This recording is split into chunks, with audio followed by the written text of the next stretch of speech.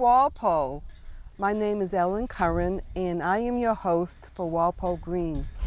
Our goal at Walpole Green is to present to you current information about the climate crisis and ideas of what we can do about it. I am a member of Walpole Green.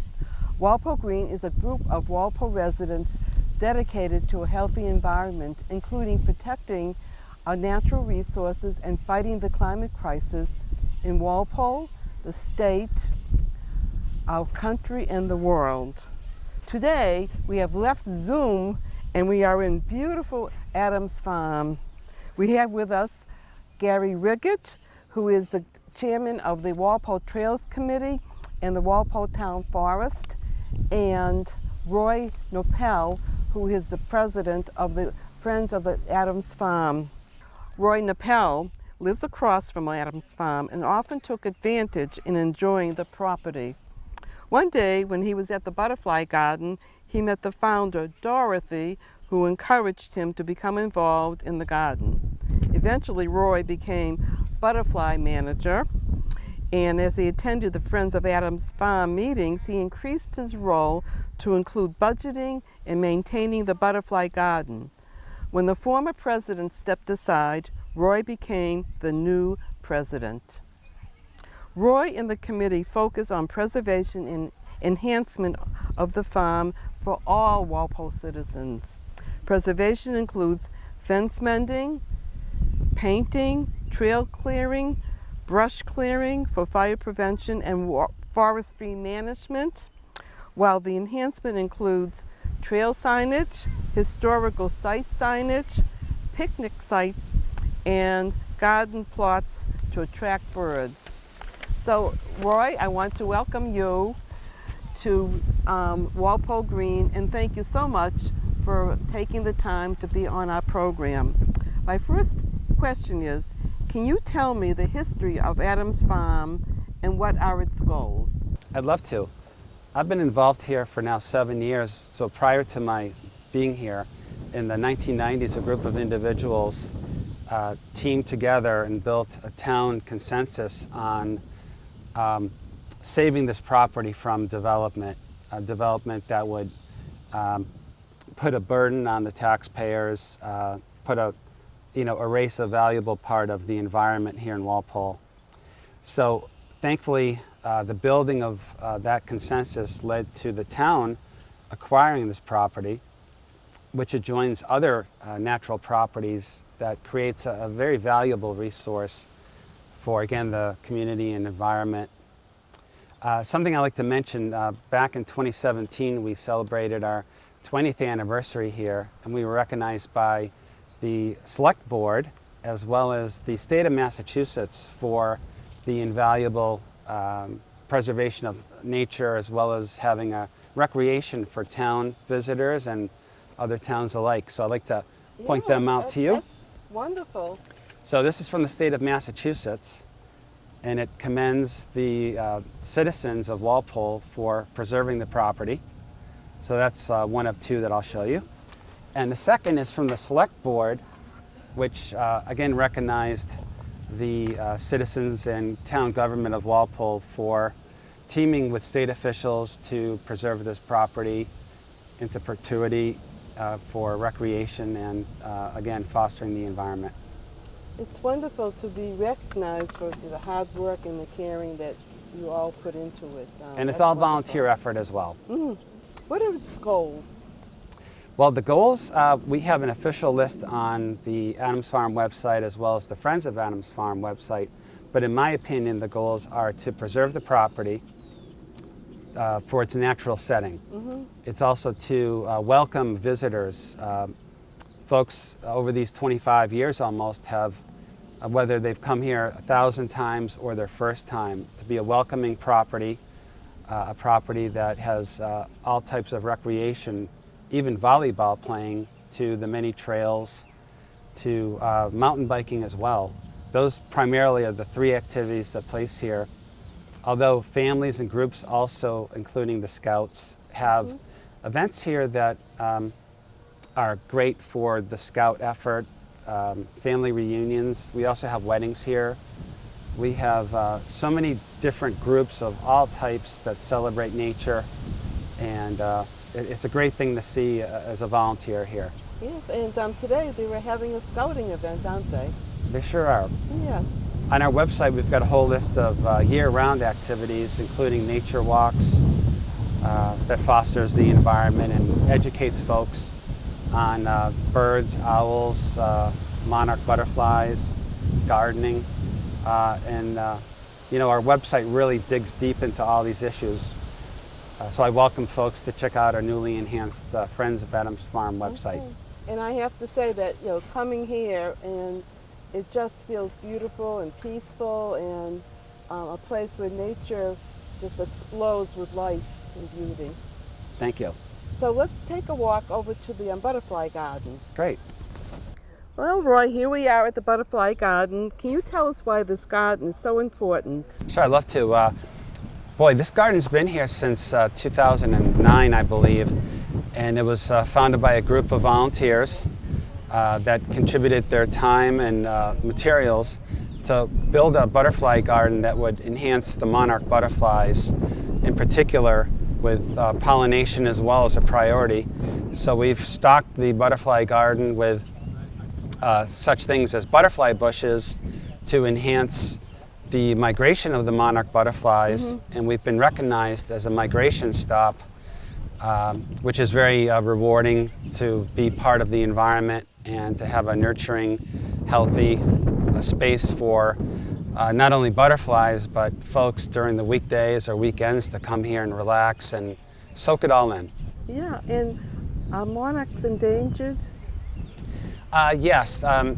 I'm not an environmentalist, but I could assure you they need all the help we could offer them, and thankfully I'm seeing an increased awareness of their plight and the small to medium to big things that we could do to help them out.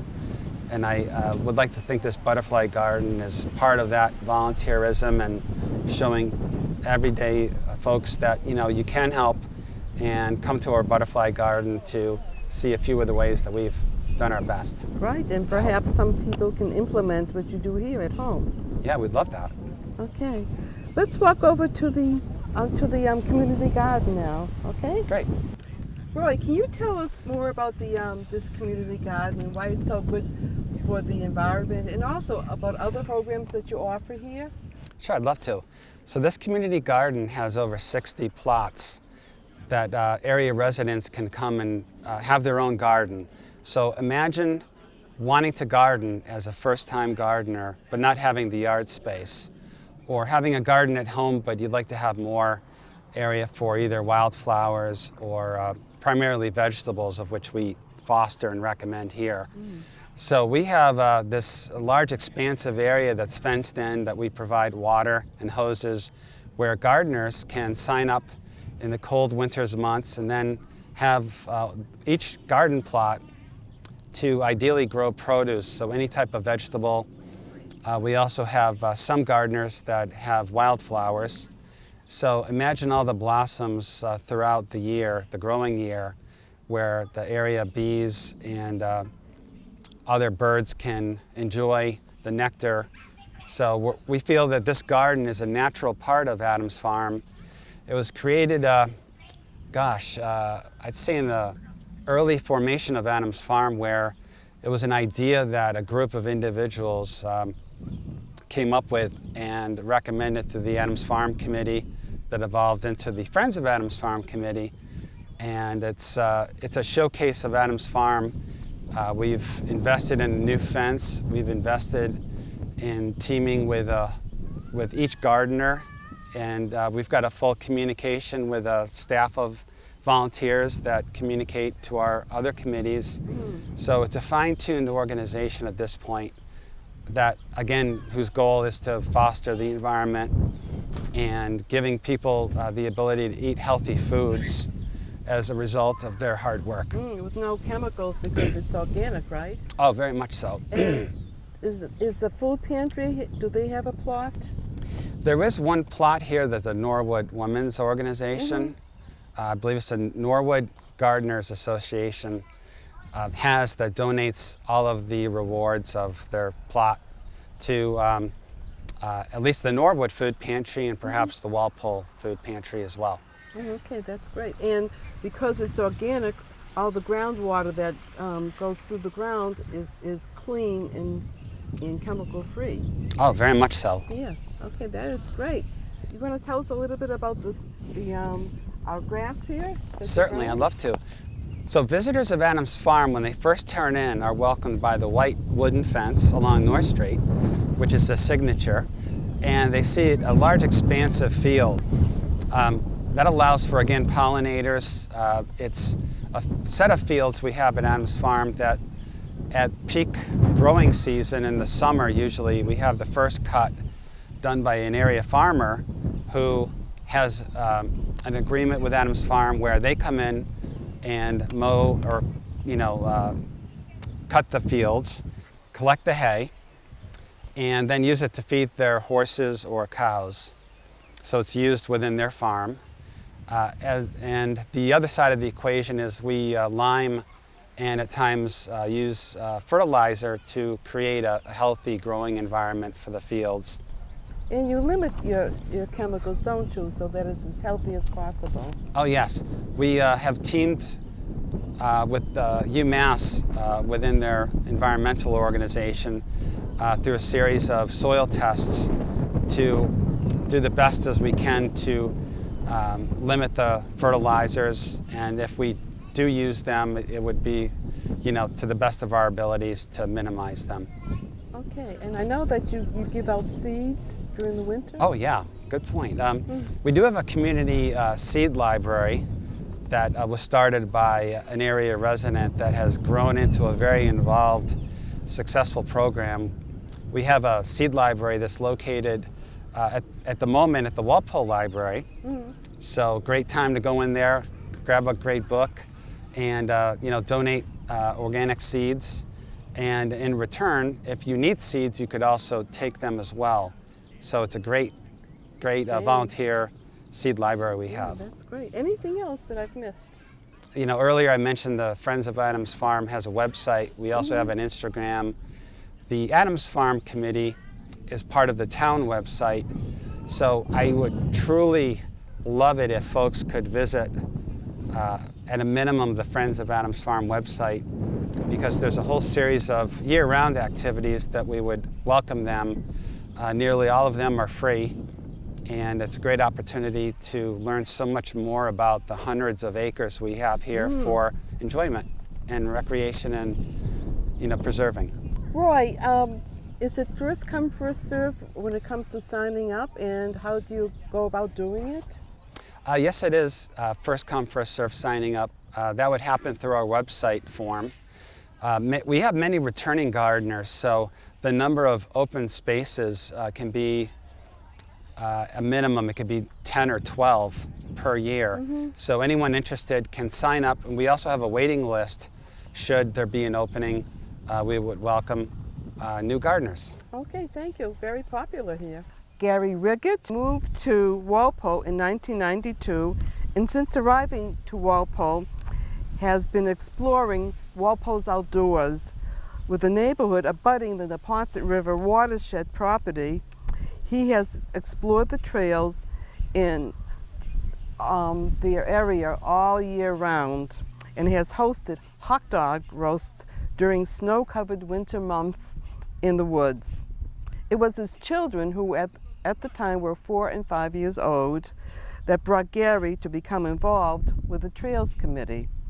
The Walpole Recreation Department offered a program called Hikes for Tykes.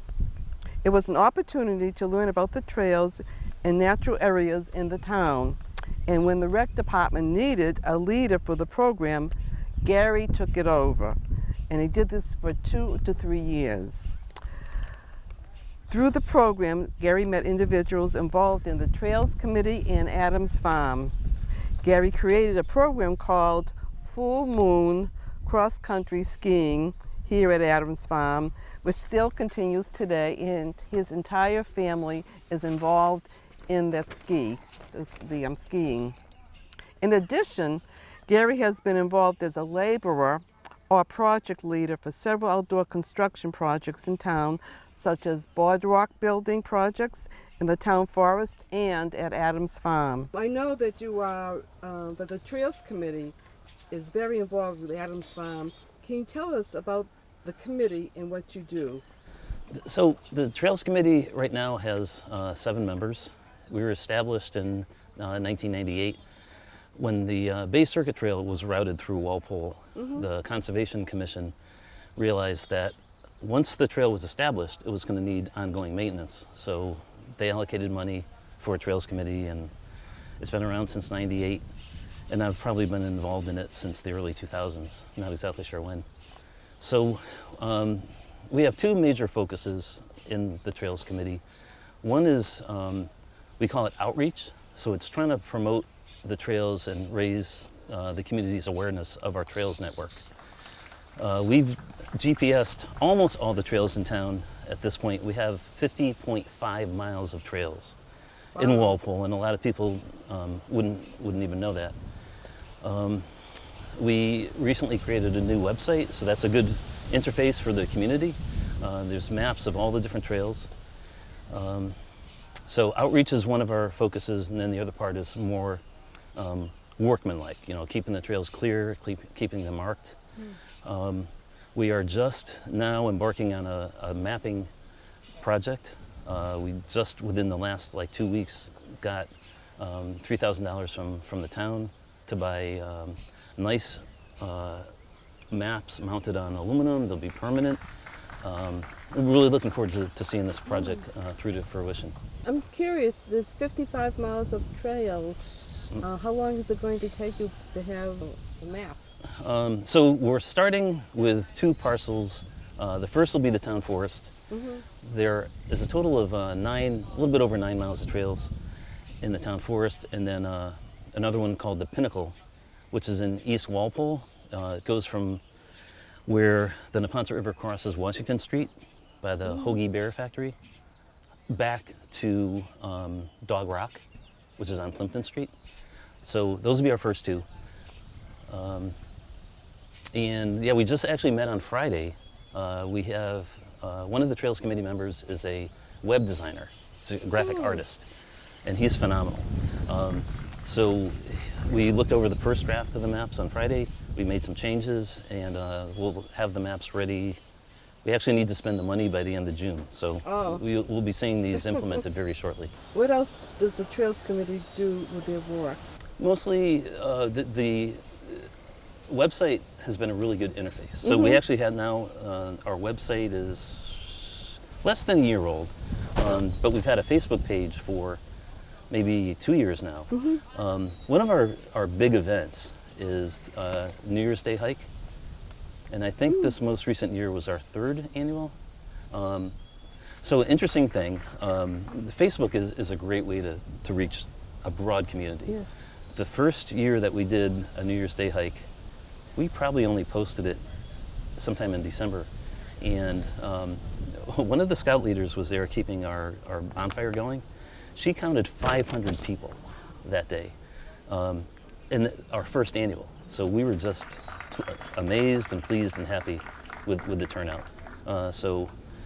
When COVID hit, we continued with the New Year's Day hikes, but instead of being led events where there would be a group leader taking out 20 or 30 or 40 people, we left maps at a table, and it was sort of self-guided. So the New Year's Day hike is a big thing for us. Trail maintenance, it's after every thunderstorm, heavy snowstorm, trees go down, and the Facebook and the website have been ways for people to communicate with us, and there's a few of us that when we get to take out our chainsaws and go clear a trail, it's just fun. So it's not work, we're volunteers, and we do it for the love of the trails. Wow, that's great. So the pandemic has been really good for us. The Hometown Weekly and the Sharon Advocate, the former Walpole Times, have been really good over the last couple of years about sending reporters out on trails. They'll come back and write a nice report, sometimes a little critical, and that's fine because the trails aren't perfect. But what we've noticed over the last couple of years is that the parking lots at our trailheads that used to have 0 to a couple cars often are crowded. So it's a good thing. I think people now are becoming aware of the trails. Awareness, yes, Yeah, very yeah. important. That is great. So, I know that you, like everybody else, noticed that the climate change is happening. How has it affected the forests? So, in addition to the Trails Committee, I'm also the chairman of the Town Forest Committee. Town Forest Committee has 6 members, and so I've been on the Town Forest Committee for 10 or 12 years or so. So I'm seeing more invasive species like buckthorn, bittersweet, and things. So I actually spoke with our town forest consultant. So the state requires that the Town Forest Committee create a town forest management plan every 10 years. So Phil Benjamin of Benjamin Forestry Services in Easton has written the last 2 plans for us. And he's really knowledgeable and really forthcoming. So I asked Phil, what is he seeing in southeastern Mass? What's he seeing in the Walpole Town Forest, but also what is he seeing in sort of a broader area? And what he's seeing are subtle things like, for example, if you go back maybe 20 years or so, Phil said it was really rare to see a bird like a red-bellied woodpecker, and now he sees them all the time. So they've migrated north. The changes that he's seeing are related to winters becoming shorter and less cold. So those 2 things contribute to there's a natural loss in like pest control. So for example, in 2018, Phil came to us and said there's a blight that's specifically affecting red pines. And if you walk through the town forest, the red pines are planted, so you tend to see them in very regular rows. The bark is reddish, so that's how you can sort of identify them. And it's a very straight tree, as opposed to a maple or even a white pine. And Phil came to us and said, this blight is affecting red pines. You guys have a lot of red pines. I suggest we harvest what we can to generate a little bit of revenue for the town forest. And also, once they get hit with the blight, they have no commercial value. So what was affecting the red pines is a fungus that used to be kept in check, but the winters are milder, and now the fungus has spread. And he's seen that all throughout southeastern Mass. Okay. A friend recently told me that he saw an article in the Globe that said Boston has lost 12 days of snow cover since 2000. It's a lot. And when you think of changes in climate and sort of the geological sphere, 20 years is a blink of an eye. So it's concerning. So warming winters also have impacted the invasive species that I just mentioned. They used to be kept in check. Now they have a longer growing season, so they can expand and multiply to a greater extent. So what have you been able to do to combat some of that climate change and encourage a greener environment? Well, so as far as the town forest goes, what we've been able to do to sort of make the town forest more robust, the town forest, going back to its formation in 1916, is a managed forest. So the town forest was created. It's sort of the brainchild of Charles Bird. So the Bird family had their plant in East Walpole, and it was a major employer, major industry. Their business was paper products, specifically boxes for the shoes. Boston was a huge shoe producer in the late 1800s Brockton, and early 1900s. Boston. Yes, exactly, Brockton and Boston, and this whole area. So their business was boxes and cardboard and that sort of thing. So to sort of look down the road to sustain the family business, they sent young Charles Bird to Europe to look at their forestry practices. And what he found were some places in Germany where their local forest generated enough revenue where the townspeople didn't have to pay taxes. And in some places, the forest brought in enough revenue where the taxes were sort of nominal. So he came back to Walpole with the idea of creating a forest, not so much for his business, but for the town, as a way to generate revenue. So the town forest now, again, I said it's a managed forest. What that means is that it was meant to produce revenue. It wasn't intended at any point to just lie in a natural state.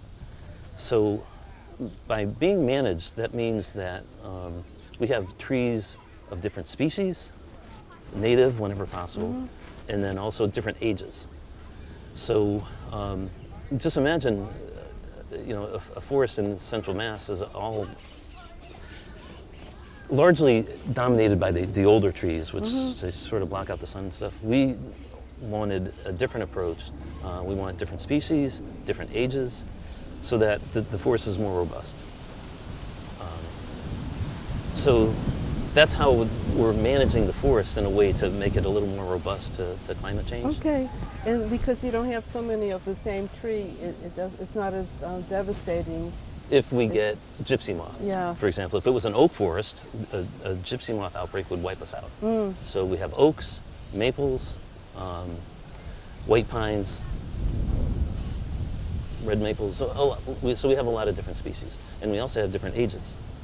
So we've done a couple tree harvests. The first one was, in my recent memory, one was done in 2014 because we found that we had a little too much uniformity. So we wanted to open up some spots to get some new trees growing. And then again, the more recent one was in 2018 to harvest the red pines before they were all succumbed. And now when you go out to the town forest, the remaining red pines are dying. It's pretty clear to see. That's sad. What has surprised you most in doing this work, and what has been your biggest challenge? I guess what has surprised me most, and I use my neighborhood as a sort of a microcosm of the whole town. So I've been involved in outdoor activities in town for about 20 years. And I'm always surprised at people in my neighborhood who've never been in the town forest. We did a cleanup a couple years ago where I met a woman who'd been in Walpole for 48 years, and she didn't know that we had a town forest, and she had never been in it. So that's surprising. So over the years, what's been a challenge is to try to promote the trails and raise the awareness. We use things like Walpole Day, Jarvis Harvest in the fall. So my Trails Committee budget is $650 a year, and we spend 3/4 of that on printed matter, printing up trail guides and maps. Now we also have QR codes and things to bring us into the current era, but whenever we have these public events, people like a takeaway. They like to have something. So the maps still get used. When we had Walpole Day last year, we went through a couple $100 worth of maps. I'm not complaining, because that's their intended purpose, is to get people acquainted with the trails and get them out there. So. And one more question. Sure. How can Walpole residents support the Trails Committee and the town forest? Well, I mean, certainly get out and use them, and maybe take a neighbor with you sometimes. So spread the word organically. Okay. I mean, we have websites, but people have to have an interest in outdoor activities to even seek out the website. So get people acquainted that may not be otherwise. My first contact with Adams Farm goes back to the early 2000s. And I got to meet Ralph Noepel, who was instrumental. There was a few people.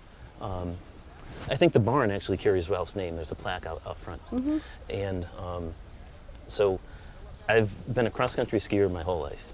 And I would, back 20 years ago, I would talk to Ralph and say, hey, Ralph, can we do full moon cross-country skiing here at the farm? He's like, yeah, that sounds fantastic. Yeah, go ahead. So we've been doing that for 20 years. Now, the program has been in place, but sometimes the weather doesn't cooperate. It has to be a full moon, there has to be snow. And those two things don't always align. But I still do those, I enjoy it. And the fact that we did those full moon skiing, that's what led to the formation of the bridges that you see out on the trails here. And plus you do it with your whole family, don't you? My family and I cut all of the lumber for the 2 boardwalks on the Blue Trail and the 1 boardwalk on the Monarch Trail. All 3 of these boardwalks were constructed in 2009 and 2010 by volunteers, many of whom were students at Tri-County Voc Tech High School in Franklin, which included my son Steve.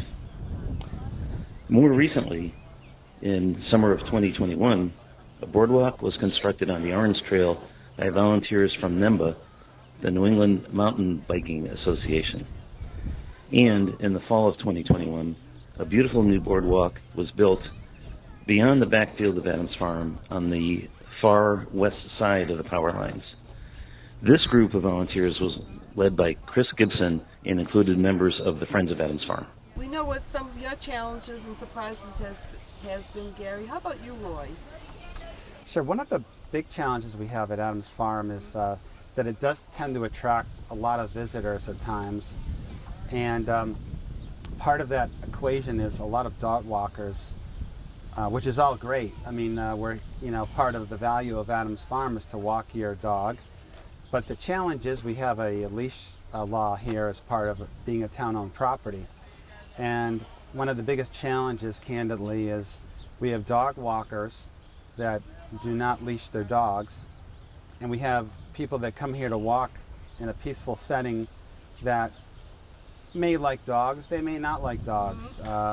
So the challenge is, the big challenge is when this intersects, it's not a helpful situation. And I think viewers of this show need to remember that it isn't the law to leash your dog, whether you're at the barn or whether you're out in the furthest field. And the rule is there in place for many reasons, and that's the biggest challenge we have at the moment. But Gary mentioned the fact that people are not aware of Adams Farm. It is a town-owned property, and we as well do our best to publicize Adams Farm and hope people reach out to friends and families to come and enjoy. Okay, thank you so much, both of you. Again, appreciate your time, and hopefully people will watch this and come out here and visit this gorgeous place. And the trails. And the trails. And the town forest.